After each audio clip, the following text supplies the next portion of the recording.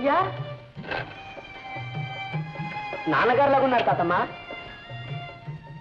అవునయ్యో మానవడే.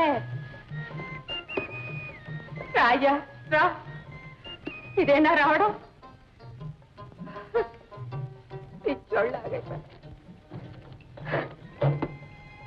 ఇదెవరు?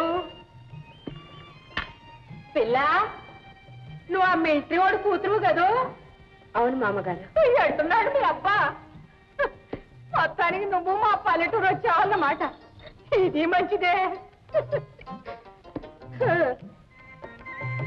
మనోడా, బస్తీ వెళ్ళిన పని అయిందా?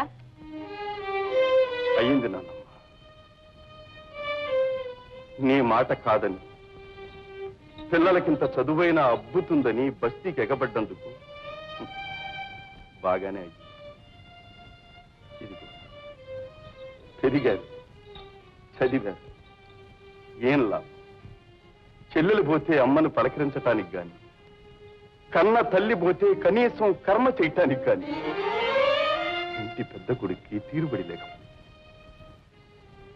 ఏదో నీ పేరు పెట్టుకున్నందుకు పచ్చగా 10 కాలాల పాటు కాపురం చేస్తుందనుకున్న ఆడపిల్ల ఈనాడు స్కూళ్లలో పెరుగుతున్న ఆకతాయితనానికి బలైపోయింది. ఇక రెండో వాడు కాలేజీకి పంపితే చదువుకు ఎగనామం పెట్టి సన్నాసుల్లో గెలిచాడు. కొడుకై ఉద్ధరించకపోగా కన్న తండ్రికే దొంగతనం వంటగట్టి జైలుకు పంపించాడు. ఇక మూడో వాడు ఏదో బుద్ధిమంతుడు, కుటుంబానికి ఇంత ఆదరవుగా ఉంటాడనుకుంటే వాడు కూడా బస్తీ బులపాటంలో పడి పెడదారిన పడ్డాడు. పోలేరా పిచ్చోడు, బాధపడ.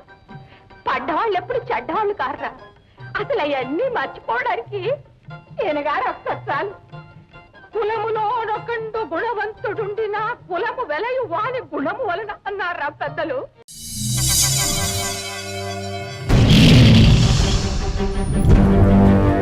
ఒకడొచ్చి నేను పులి అంటే కింద పైన మూసుకొని కూర్చోవాలి.